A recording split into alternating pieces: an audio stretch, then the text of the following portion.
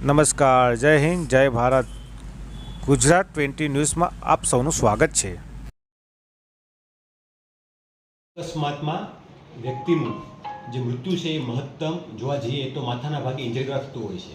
આ બાબતને ધ્યાનમાં રાખી અને અવારનવાર રાજ્ય સરકાર દ્વારા પોલીસ ભવન દ્વારા ડ્રાઈવ આપવામાં આવતી હોય છે.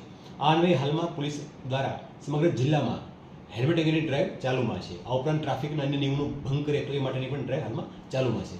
સમગ્ર જિલ્લામાં પોલીસ વિવિધ ટીમો દ્વારા સબ ઇન્સ્પેક્ટર, ઇન્સ્પેક્ટર, ડીવાયએસપીના માર્ગદર્શનમાં એમની હાજરીમાં અલગ અલગ જગ્યાએ દરરોજ વાહન ચેકિંગ હાથ ધરાઈ રહ્યું છે.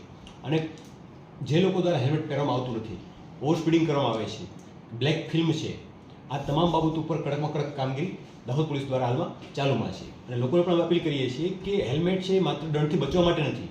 હેલ્મેટ છે માણસ દ્વારા પોતાની જિંદગી બચાવવા માટે છે. કોઈ પણ સંજોગોમાં અન્ય વાહન સાથે અથડાવાથી, પશુ પક્ષીને આવી જવાથી કે અન્ય કોઈ પણ કારણોસર કોઈ અકસ્માત થાય છે તો હેલ્મેટ પોતાના માથાની સેફટી માટે ખૂબ જરૂરી છે. અને અન્ય ઇન્જરીથી રિકવર કરવામાં ઇઝીલી હોય છે, પરંતુ માથાની ઇન્જરી છે રિકવર કરવી થોડી મુશ્કેલ હોય છે. આવા સંજોગોમાં માનવ જિંદગી બચી શકે છે.